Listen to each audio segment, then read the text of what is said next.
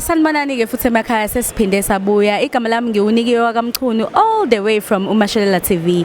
Sicela ukwazi ukuthi la eceleni kwami sime nobani. Siyabonga sesi. Utumsani wakaMahlangu, municipal manager obuya eThembisile Hani local municipality. Okay, njengoba ke ula eThekwini sicela nje usichazele ukuthi wenzani umasipala wakho. Sibonga kakhulu Mnikiwe. Umasipala of course responsible for a service delivery. That's the core business of any municipality. Mara mawukhumbula ukuthi section 152D constitution iyasho ukuthi you are also responsible for social and economic development.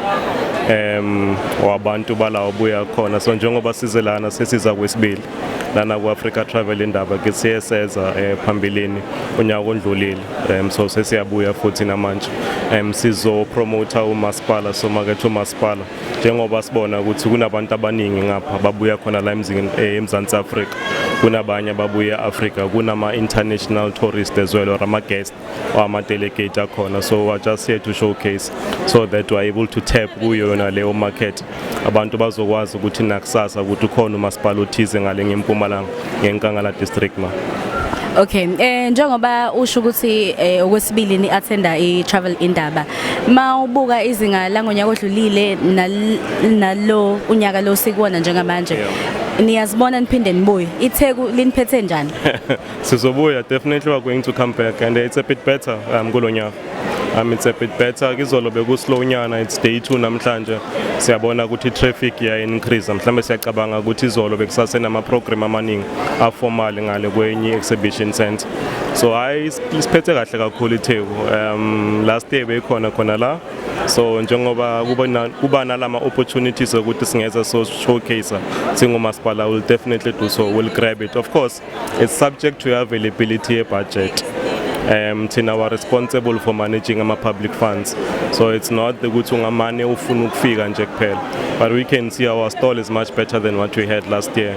Asambi sodwa samba nabogogo noSinkwa kaMahlangu ebenikhuluma naye esikhathini samanje.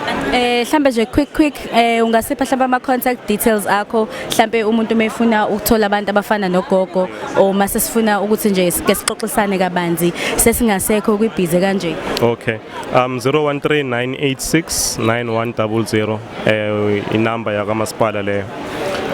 Uyaphinda ngayo naleyo number usithinte through WhatsApp yethu. So kunale platform esicreateile bathi bika sihelebhana, so ngiyo ke uzakwazi ukuthi ukwazi ukuthola umasipala lapho through leyo number. Sikhona ku Facebook, sikhona ku TikTok, sikhona na ku X. I just want to show you something quickly, something quite interesting. Uma ngabe mhlambe nina interest you understand ukuthi kwenzakalani la. Ubhuti ngathi kukhona okunye afuna ukusikhombisa khona la, sicela sisondele nje sizobona. So la sesi ama wine kunendawo ekuthiwa ukuthi Lobspruit Winery.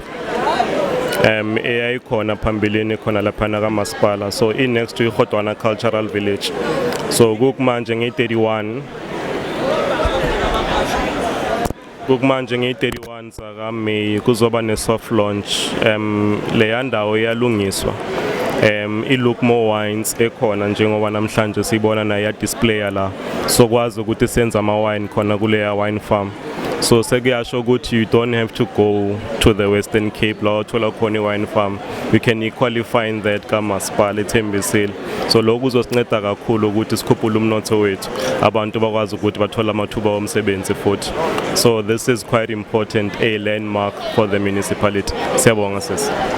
Siyabonga kakhulu ke lapha from umasipala waseThembisile Hani. Bhuti bengumnandi ukukhuluma nawe, ube nosuku oluhle. Siyabonga. Siyabonga.